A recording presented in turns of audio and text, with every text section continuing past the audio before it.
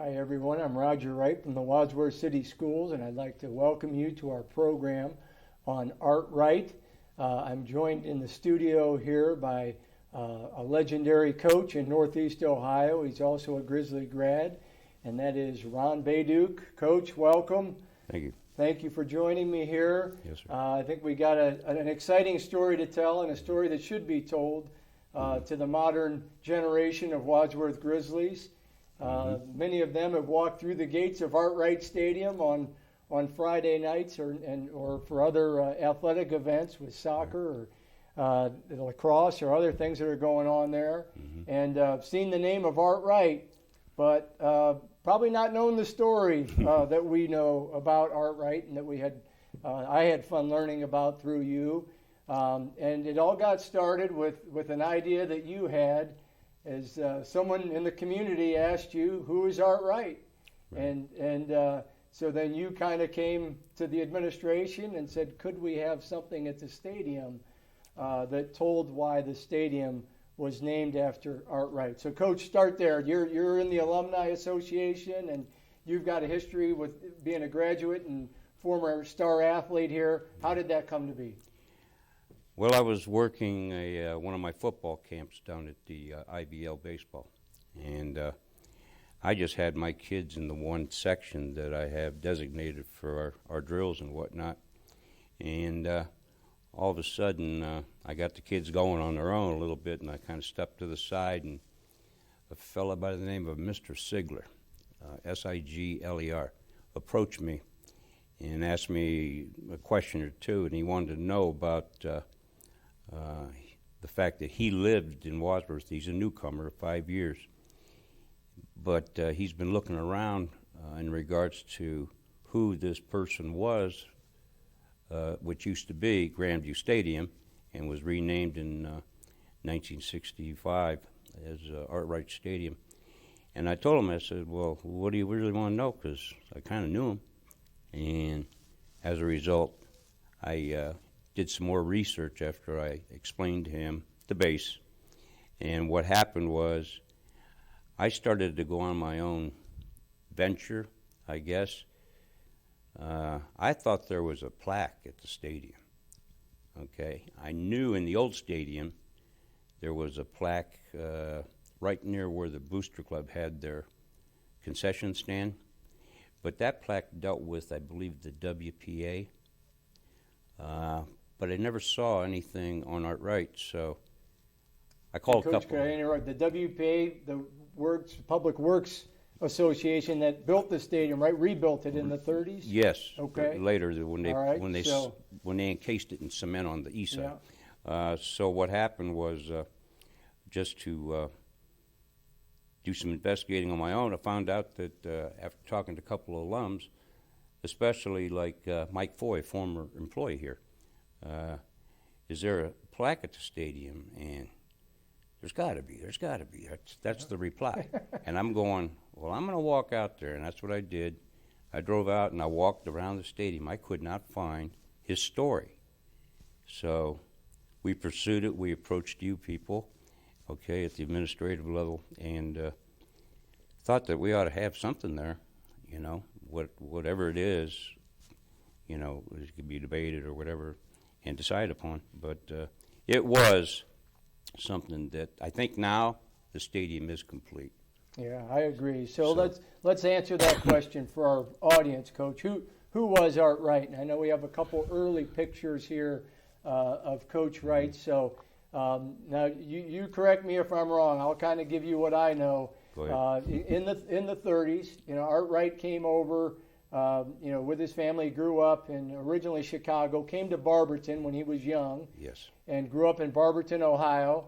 And then in the 30s, early 30s, he first came to Wadsworth and you know, was involved. You see some pictures there. I love that picture of him with the football, but got involved in all kinds of coaching, athletics, basketball and football, and did some different things. He had been a star athlete himself at Barberton. Right. And then, you know, kind of got involved here at Wadsworth and really began a career that that was interrupted several times. Yes. With military service, and we'll kind of talk a little bit more about that in a minute. Yeah. But there's an old picture of the stadium in the 40s, Coach. Look at that. Yeah. What Wright Stadium used to look like in the 1940s, and there's the band.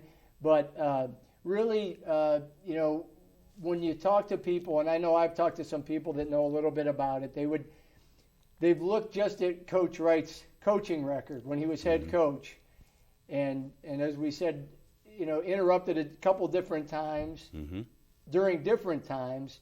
Right. And his record really wasn't that impressive when you look at wins and losses. From what we can see, we don't even know because some of the records weren't recorded. But weren't overly impressed with his wins and losses. But when you know the story like you do, why was Art Wright, and everybody I talked to during this research stuff, everybody I talked to that knew him said that guy absolutely was worthy of having that stadium named after him.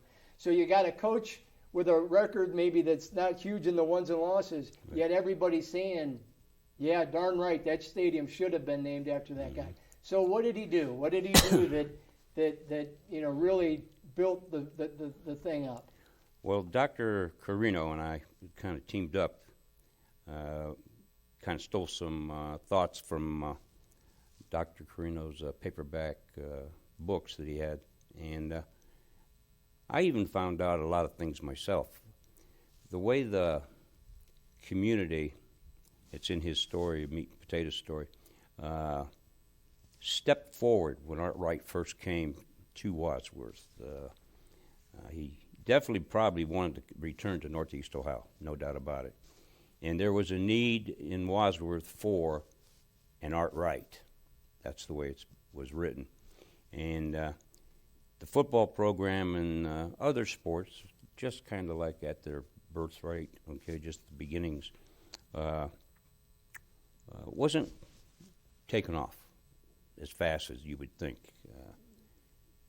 Well, you have to have a facility. As a result, the story starts as Art Wright gets started with his team in 1930, that they're going to receive something of a gift from the Ohio Match Company. I think it's roughly 13 acres of land there on Grandview Avenue. And once that kind of kicked the wheels in motion, we, later of course, the community really started to identify with Art Wright. He was a builder. I think today, if he would be with us, I think he would have been more like an NFL, Paul Brown type of coach, if you know what I'm saying. Had his hands in the building process, put a lot of faith in a lot of people that were around him at the time, and would, once the land was dedicated, the community, kind of like it is today, took off and carried the ball a little bit here and there, and they ended up getting bleachers. We laugh about it as players. Some owner of these bleachers, they were not brand new or anything like that, and I like the silver things you see today out there, the aluminum. They were used, okay. The next number of months later, they would have that east side put together. I think in the story is like 800 seats of bleachers, and then eventually on the west side you would end up with a smaller set because they're the visitors, we know that. And it's kind of funny, but I think that allowed for 200 participants or visitors to have their seats. So they had the land, they got the bleachers. You'll see some old films, I think in the archives here at the TV station, of people driving their cars near the stadium and using the headlights to shine for practice, or watching games. And they have the old style 1930s outfits and stuff. It's kind of fun to watch, look at. But he was a builder of programs, okay? And then, of course,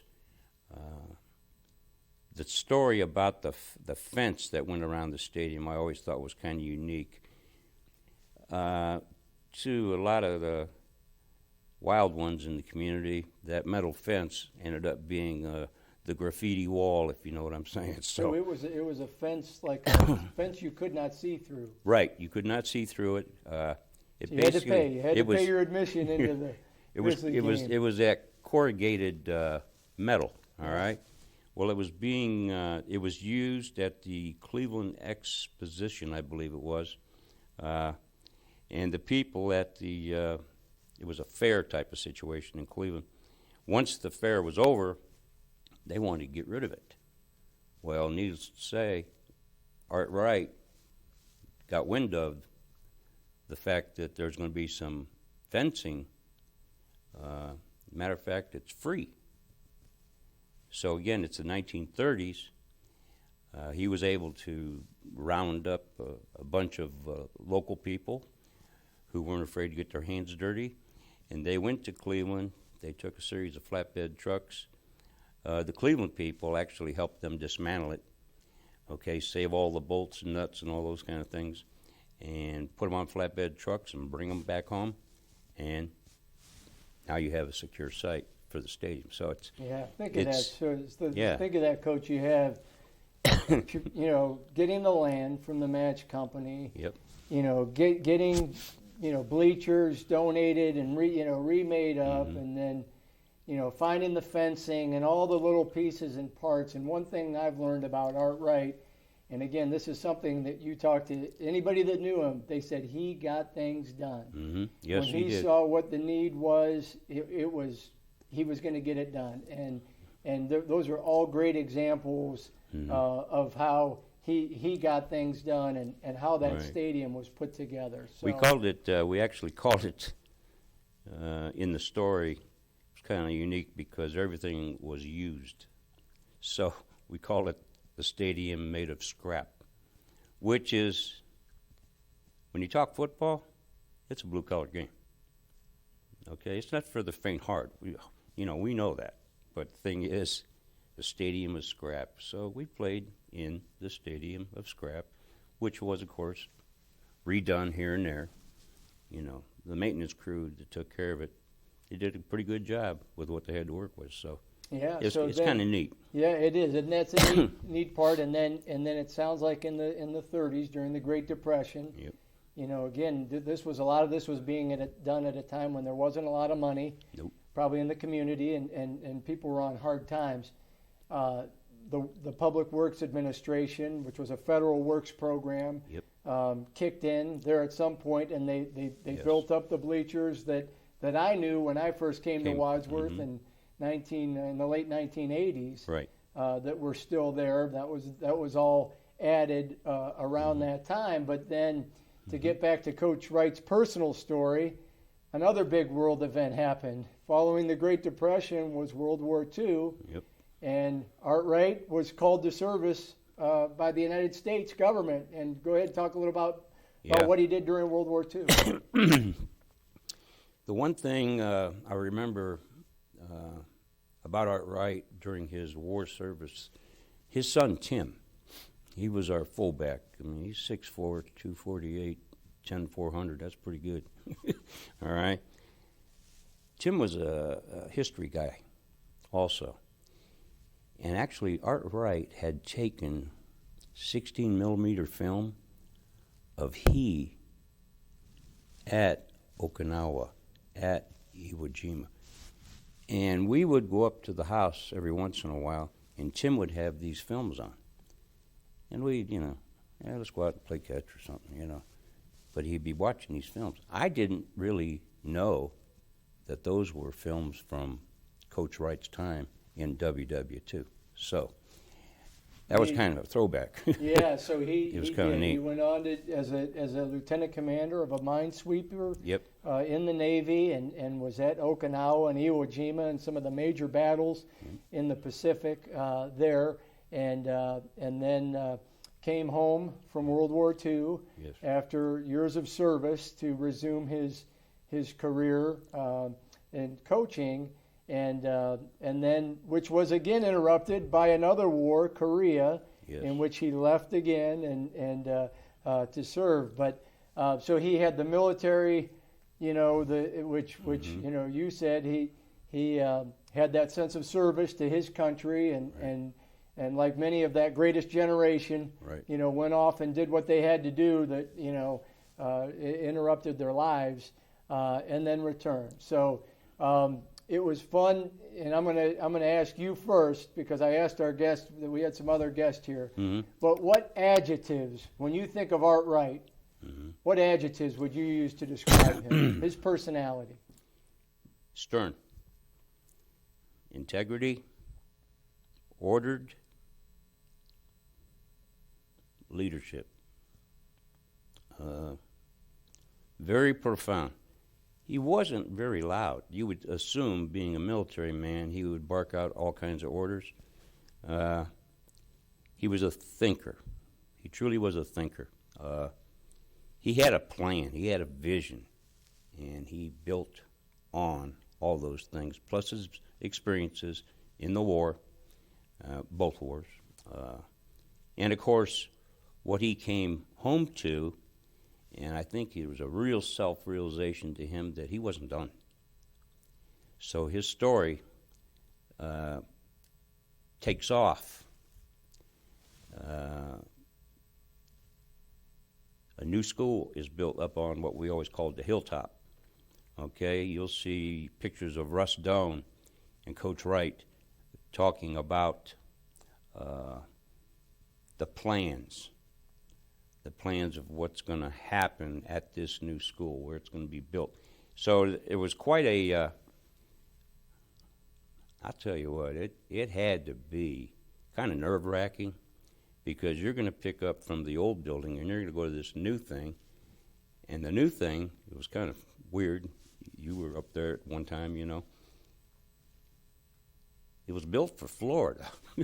While we were up there going between those buildings, I mean, I kind of liked it myself, but being out in the fresh air all the time. But yeah, it was a unique thing, and but his vision just continued.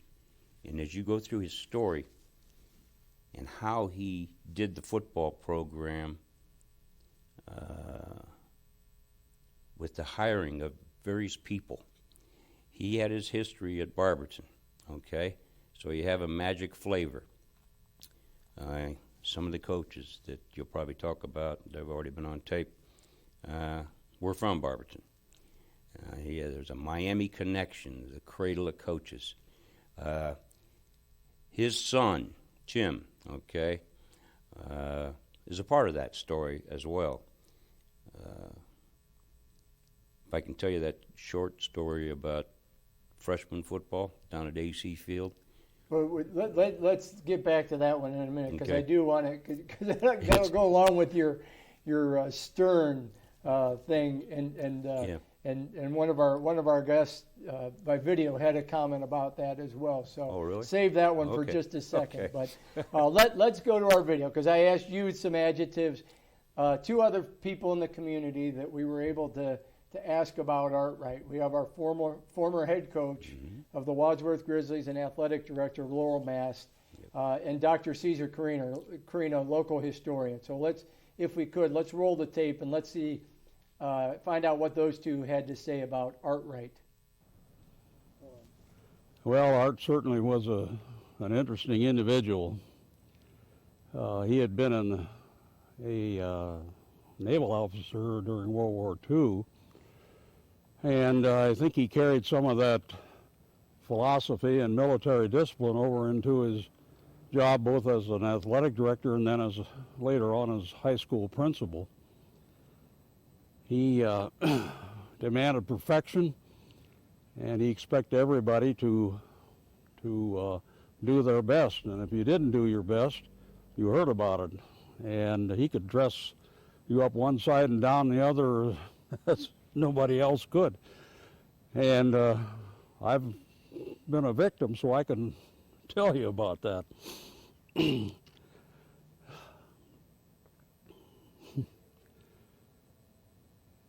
How about a favorite memory? Well, I remember one time an interesting incident that happened. Art was principal at the time, and this was back in the days when the kids were stuffing to see how many bodies they could get into maybe a telephone booth or a car. And anyhow, our kids decided one lunch period to see how many bodies they could get into the restroom there in the lobby of the old East Gym. And I guess Art got wind of it, and he went over anyhow, and he took all those kids that were in that restroom and put them out on the track and let them walk the rest of the afternoon of the school day. That was Art Wright. Art Wright and I go back 75 Art years. Wright, And again, that demeanor, and people mention the sternness, and you think of that lieutenant commander in the Navy. I think of a guy like Woody Hayes, who was also in the Navy during World War II, and I think a lot of those guys just had that presence and that command presence about them. And Art Wright certainly sounds like someone who had that. All right, let's hear Dr. Carino's thoughts about Art Wright. Art Wright and I go back 75 years, and my older brother's actually 85 years. Art came to Wadsworth in 1931 from Barberton, where he was a star football player, star basketball player, star baseball player, star soccer player, and if they had anything else, he would have been a star. When he started in Wadsworth, he was a coach and also a history teacher. And actually, I had him as a history teacher when I was in the 11th grade, was a junior here at high school. And we loved him and we were scared of him because he was such a taskmaster. As a matter of fact, one of the girls, Marilyn, I won't give her last name, but Marilyn said one time, it's a good thing that he has that nice smile every now and then because it warms you up. Otherwise, you're just frozen stiff of fear with this man because he is such a disciplinarian and such a tough person. And never had a smile on his face. He always had a scowl on his face. But when he did have the scowl on his face, you knew fully well that he was about doing something. He was never very idle. Now, during World War II, he was drafted, and he went to the Navy, and he became a lieutenant commander, I believe, and a very high official in the Navy. And when the war was over, he couldn't get a ride home from San Francisco, so he hired a taxi with 3 other guys, and the 4 of them drove 2,480 miles to Wadsworth in a taxi. And they became very friendly with the taxi driver, and they became friends many years after, and we even saw the taxi driver many, many years later. So that was Art. Now, he went back to teaching at Wadsworth, as a matter of fact, when he got out of the Navy, but as it was unnecessarily against what he was really wanting to do, he was drafted again for the Korean War, as I was. Well, both of us got out just about the same time, 1954, and we started our graduate school together. And we sat next to each other for 2 years, and I got a completely different viewpoint of Art Wright for those 2 years, although I didn't lose any of the thoughts about what I had about or knew about him before that, because he hadn't changed one single solitary bit. When we were also in high school, we had a football player, Levi Mills, one of the nicest guys that ever walked the face of the earth. Tremendous football player. As a matter of fact, I saw him one time throw a 75-yard pass to the goal post, and Curtis Fistinger picked it up and made a touchdown, and a bullet would not have been more accurate in the trajectory.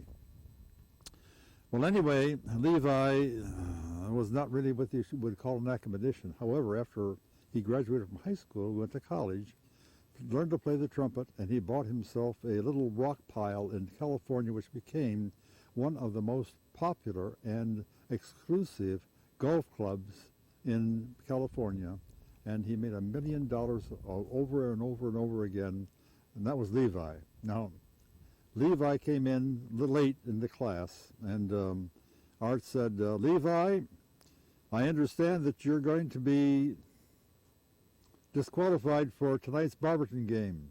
Oh, yeah? Why is that? Well, you have straight F's.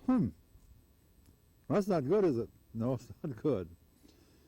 So I'll tell you what, I'm going to give you a test. If you pass this test, I'm going to ask them to reinstate you for tonight's game. Okay, what's the test? What's the capital of Ohio? I thought for a bit, and he thought, and he thought, and he thought. Cleveland. Close enough, it starts with C. That was Art. Another time he was talking about the Protestant Revolution, and I found out when I was sitting with Art for 2 years that he was a very religious person. But he had a way of saying things sometimes that made you think that he wasn't necessarily religious. And when he was telling us about the Protestant Revolution, he said, now this guy, Luther, he didn't like what the big boss was telling him to do, so he made his own religion. So the good thing that man wasn't in the Navy. You don't do that in the Navy. That's just the way, that's the way he talked about it. And then later on when we're talking about the edict, or what they call the bull, which is the Latin word bulla, which means a seal. When the Pope makes something that is dogmatic, he puts his seal on it, and it's called a bulla. But in our anglicized way, we say it's a bull. He says, well, this Pope got there, he said, whatever he says is right. That's why they call it papal bull. This was Art. That's a good one. That's a good one. So, Art Wright, the teacher, Art Wright, the administrator. But, Coach, I want to get to something that you had mentioned, in that I think one other big piece about Art Wright and his role in Wadsworth and Wadsworth athletics in the schools was bringing in great coaches. And when you were a player here in the mid-'60s era and late towards the late '60s, you had a great coaching staff. And you know, we're going to talk to one of them here, show one of them on the show here in a second, Dick Hunter. Yep. But talk about Art Wright bringing people in that knew football. I kind of got started on that thought earlier in the program here, but it is. I think Art Wright had a timetable on this after the Korean War. He ended up having lost time because of the two war efforts. As a result, he had to play a little catch-up, and there was only one way to go, and that was to work through his roots at Barberton and then go to the Cradle, okay, down at Miami, Ohio. And as most of us will end up knowing, there were a lot of great players down there, plus they were doggone good coaches. I remember one sidelight of Coach Hunter that was kind of unique. They really believed in great relationships with their players, and Coach Hunter had one too. His coach at Miami of Ohio was Ara Parsegian. Later, Tim Wright himself will be All-Ohio fullback, and I attended the banquet with Tim, and Parsegian is there. Go back about 6 months or so, Coach Hunter's doing his duty in the cafeteria, and all of a sudden he gets this package in the mail, and lo and behold, what's inside the package is a gift from Ara Parsegian. He sent him a Notre Dame sweater, and you've seen the Notre Dame with the ND on the sleeve. Coach Hunter put that thing on, boy, I tell you what. Yeah, so bringing in a number of coaches. Yeah. And there's a picture of you, Coach. Here you are, old number 7. Oh, woo. There you are in the Way huddle back. calling the play way back Yeah. as an all-star quarterback. But so Art Wright bringing in, realizing, and I like how you said that, making up for lost time. He had been away at World War II. He had his career interrupted again with Korea. And as a man that loved to get things done and that loved this community, you know, we've got to bring in some people here. and boy, did he bring in some people. So Oh, one yeah. of the great people you mentioned was your head coach and Dick Hunter, and we got some video. I had Good. really enjoyed my talk with Coach Hunter, but Good. let's show you that video of Dick Hunter. All right, well, I'm here with a legendary Wadsworth Grizzly, and that is Coach Dick Hunter. And Dick was the head coach at Wadsworth for several years in the mid-'60s, and he was somebody that knew Art Wright. So, Coach Hunter, welcome. Thank you for being with us. I do have to apologize. I swear I didn't do it on purpose, but I got an Ohio State Buckeye tie on there. I know you did that on purpose. Because I had to counter some of the Michigan memorabilia you have behind you. But I got something you need to see. there you go. Oh, that's great. Yeah. There you go. We had a reunion of that '66 team, and we all had T-shirts to wear. Oh, that's wonderful. But yeah, thanks for being here. And again, we're doing that show on Art Wright. And I just wanted to get your comments about Coach Wright and start off with some adjectives that you would use to describe Art Wright. Well, you know, he was a tough guy, and never had a smile on his face until you would get with him, and then when you ask him a question and things, just like I was telling you before, that he said, "I'll get it done. I'll get it done," and he used to get everything done for all of us that were there, and that was one of the things that I was really impressed at. And he did not wait to get it done; he got it done. Yeah, and you and I talked. You said there were some things. You know, people will look sometimes at Coach Wright's record of wins and losses, and they'll say, you know, it really wasn't that great. But as we talked, I mean, there was nobody more influential in the building of the facility and the programs, and then, you know, what were some of the things that when you were the head coach in Wadsworth, you guys had an undefeated season. What were some of the things? How did he support the program when he was athletic director or principal? Well, the first thing he did for me was allow me to bring in Tom Dimitrov and one of my other coaches, Roger Cecil.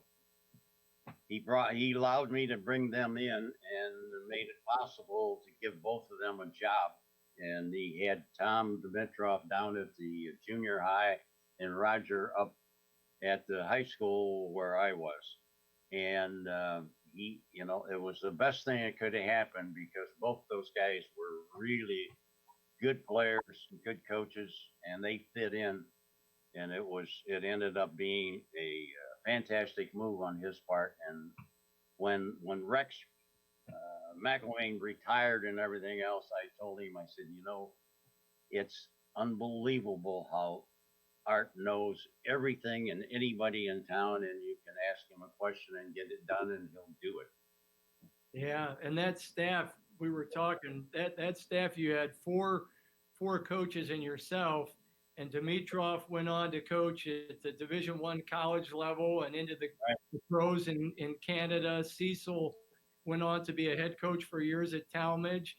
And then Laurel Mast, Wadsworth head coach, athletic director, and Tom Hampton, another head coach. So, and yourself. So that's an all-star coaching lineup.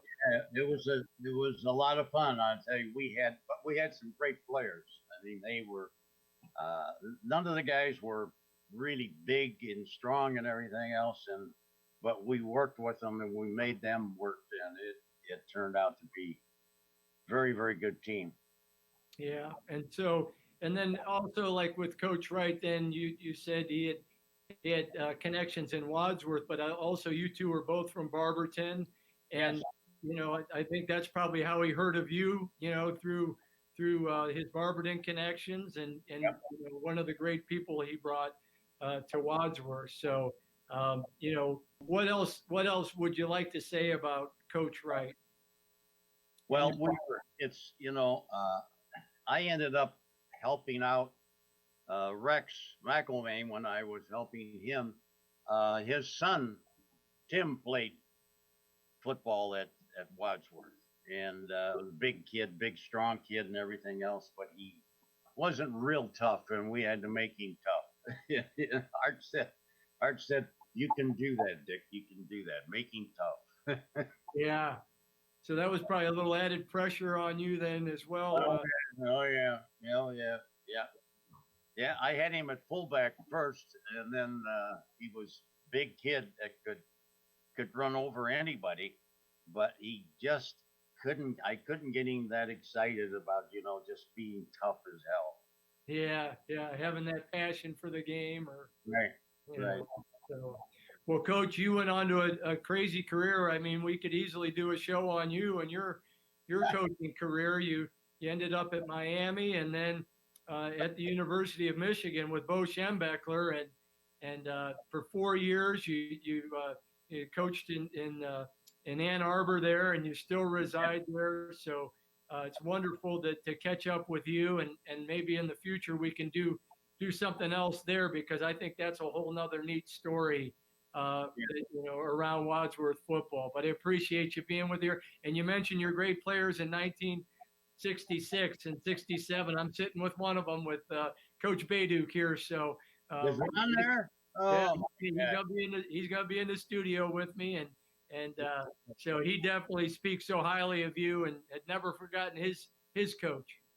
yeah. He's like a son to me, and he is a heck of a good player and a heck of a good coach himself.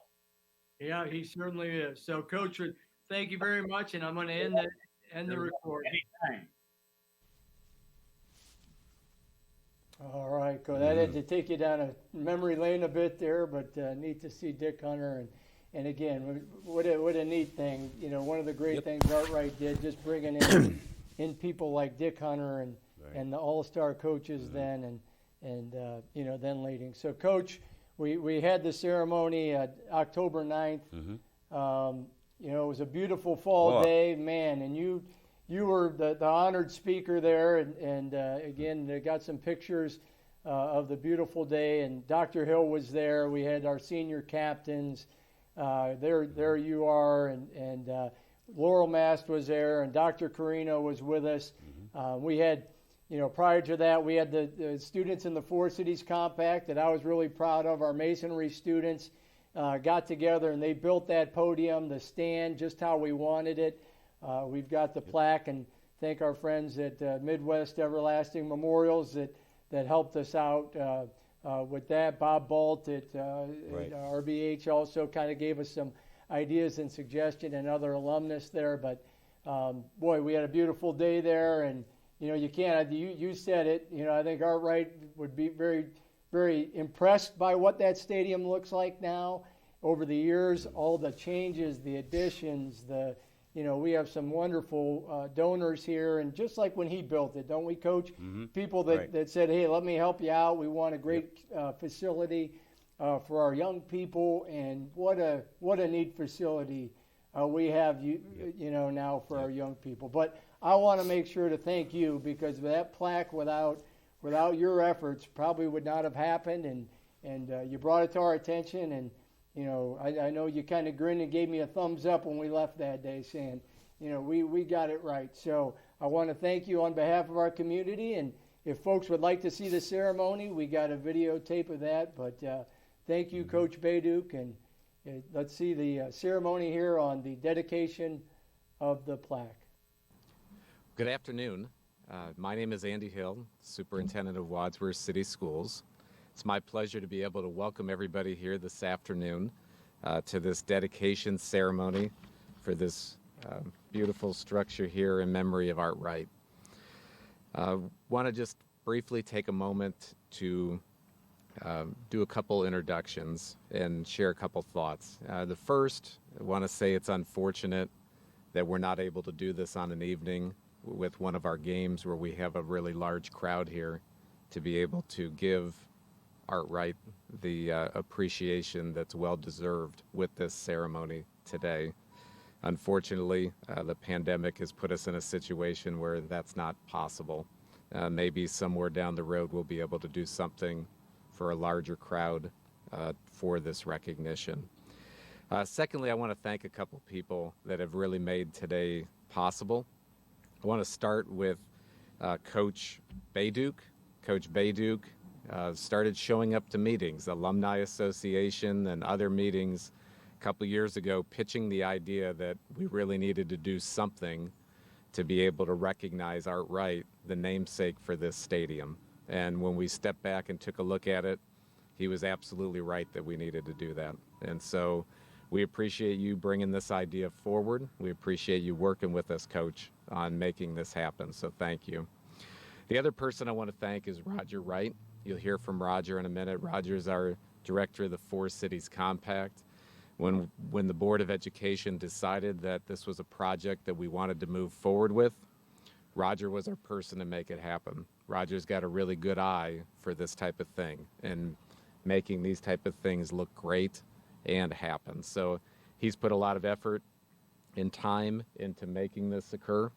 He's worked really hard on the details of what the monument looks like and the nice plaque, the wording that's there, the pictures. There's a lot of time, effort, and love that he's put in to make sure that the right stuff is there for this as we memorialize Art Wright here. So without further ado, I want to go ahead and turn it over to Roger, and I thank you for being here with us today.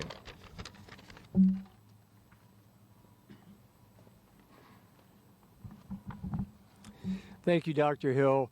And again, welcome to everybody. Thank you for coming out today. It's a beautiful fall day here, very football-like and appropriate for what we're doing here.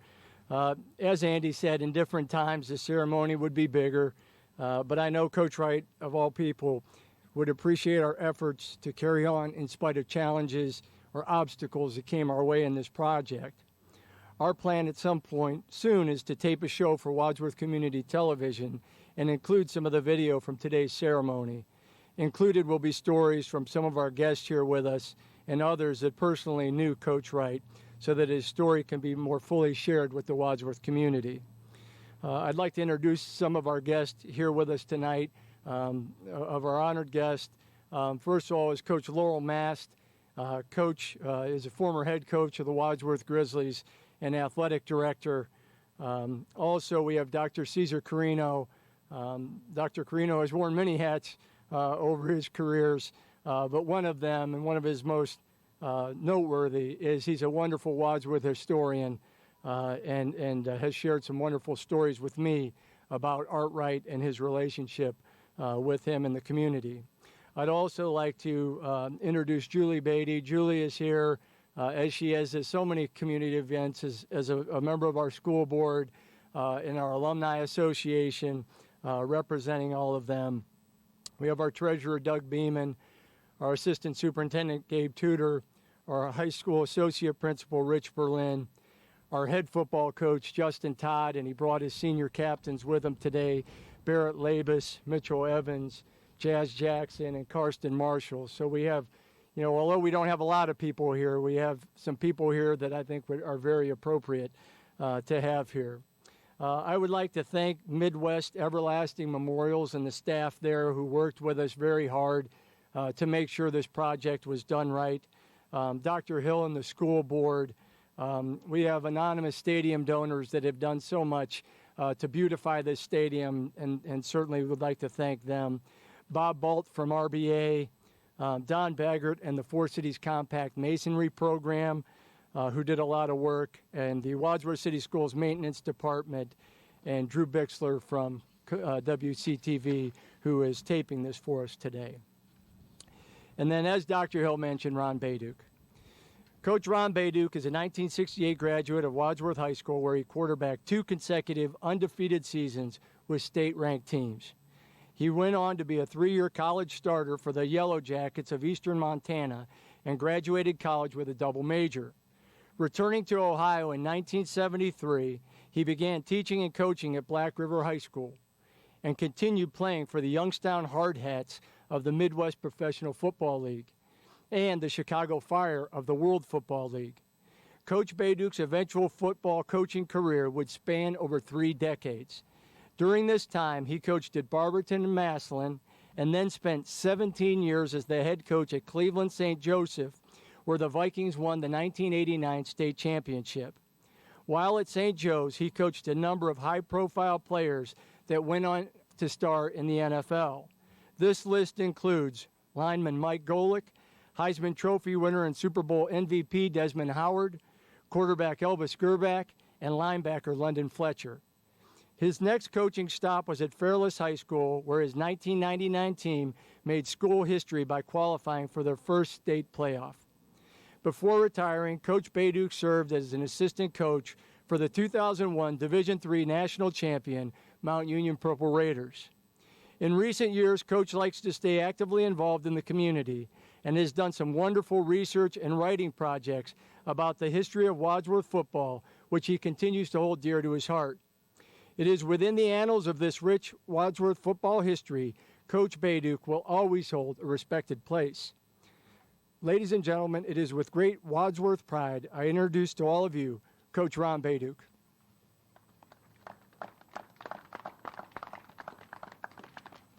Thank you. I'm tired of these things. Good afternoon, everyone. This is not typical October, I know that. This is beautiful. Today's a special day, and we're blessed with this gorgeous weather. It's Tribute Day. We salute Coach Art Wright, Mrs. Liz Wright, and Tim Wright. They're looking down now with smiles of pride, because finally we got it. Special thanks go to the school board, Dr. Andrew Hill and Coach Roger Wright. Kind of a triangle there of people who gave us some expertise on how to do what we did. And we struggled sometimes. This pandemic has been a son of a gun. We all know that. And as a representative of the Wadsworth Alumni Football Club, they say thank you as well for the fine gesture and tribute to Coach Art Wright. As we begin this little get-together today, there's a side of things that you have a synopsis of Coach Wright's career. And he was a jack of all trades. Coach Mask could tell you that. Dr. Carino could tell you that. But there's also a meat and potato side of his story. And I'm going to read a couple paragraphs to you. Hopefully it's not too boring for you. But Art Wright was a very strong, direct, and opinionated person. And he was right. W-R-I-G-H-T. He had little patience for those who were not forthright, honest, and sincere, and he respected those who were. Art Wright had the ingredients to be a mentor for young people. His molding of man was paramount throughout the Wadsworth school system and community. At that time, approximately 1930, Wadsworth needed an Art Wright. They needed a leader.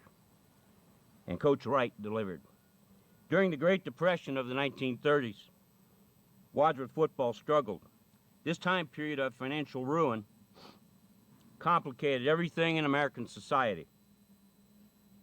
But that didn't stop Coach Wright's pursuit of excellence. Eventually, a bright light shone through the bleak horizon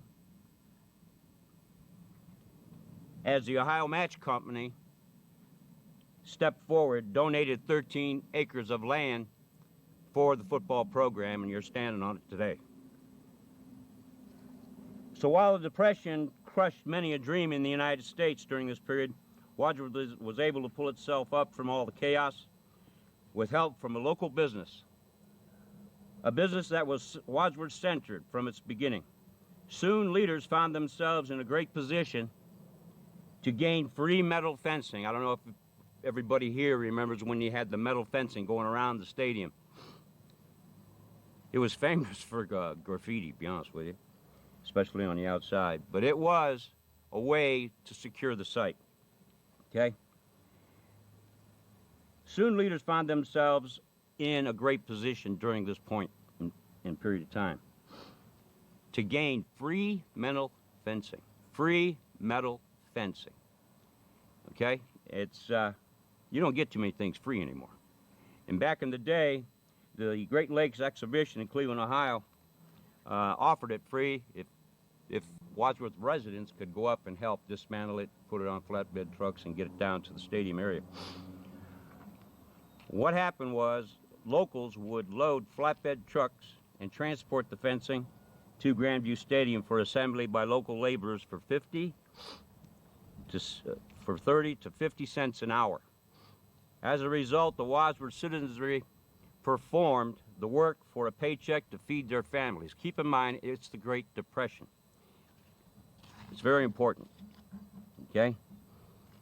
And the schools gained a secure stadium site for their games. So the light was getting brighter, and Coach Wright could see a hunger in the community for football. There's definitely a hunger for football around here. We know that. The next stage of Grandview Stadium was seeding, but there was no money. None, and the Great Depression continued its ugly course. But a guardian angel must have been looking over Wadsworth when news is circulated through town that used bleachers are for sale in close proximity to the stadium. And the seller also agreed to deliver the bleachers to the stadium site. A small group of early day boosters pooled their money for the purchase, and like magic, the school's maintenance personnel installed the bleachers on the east side. The bleachers would seat 800 fans. Soon, a smaller version of the bleachers would be installed for the visitors on the west side. These bleachers had seating capacity for 200. So Art Wright's vision was steadily growing. The program was on a takeoff. They had the leadership. It's kind of a neat story. And the community was really excited about the newness, even though the newness was built from, and I really love this, it was built from scraps. Not this thing. It's kind of funny when you think about it. But whenever you have the birth of a program like this one, in those days, in those hard times, you do what you have to do to get it started. Finally, the Great Depression began to lose its grip on America. But World War II broke out at Pearl Harbor, and Coach Wright was called to service, leaving his job, his wife, and team to defeat the Japanese. Coach Wright chose the Navy and became a high-ranking officer and lieutenant commander of a minesweeper. I've seen minesweepers in action on film. I tell you what, those guys are something else. They just gobble up those mines, and if you're in the big seat, you don't know if you're coming out of that right. Okay, so it's pretty intense stuff. During his command, he was instrumental in the battles at Okinawa and Iwo Jima. Most of us who have studied history, we know that those both battles were bloodbaths. I don't know how you come out of that with your mind half straight, but he did. After serving nearly 4 years in the Pacific, 4 years, I mean, he took off, he left, okay? He left. They had to fill his spot and other spots, I'm sure. That would be pretty crazy. 4 years, not 6 months, not just basic training, 4 years. Coach Wright was discharged in California and returned home to get a reacquainted situation with his regular job and football team. In retrospect, Coach Wright did magnificently on his return to the Grizzly Den. But what's crazy about it, after a few years back at the helm of the Grizzlies, Coach Wright was interrupted again. Sometimes you sit back and go, how many times do I got to do this stuff? He had to report to another conflict, that being in Korea. And again, he performed admirably. He eventually returned to Wadsworth at the end of the Korean War just to get back to normalcy and become athletic director and coach of his beloved Grizzlies.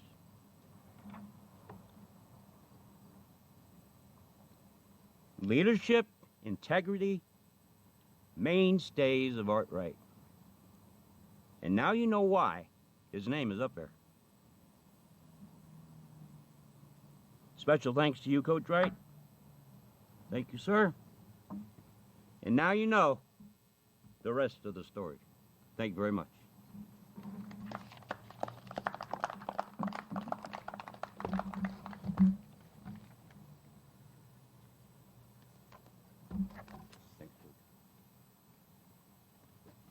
All right. Thank you again to Coach Bayduk and for everybody that came today. Again, what a fitting day, what a great day we had to do this, and I'm just so grateful for Grizzly football and all the people that hold it dear in their hearts like Art Wright. So thank you all for coming. This concludes our ceremony. We do have some water and some light refreshments over there. Please help yourself before you leave. And we could get a few pictures maybe for Mr. Rutherford. Thank you.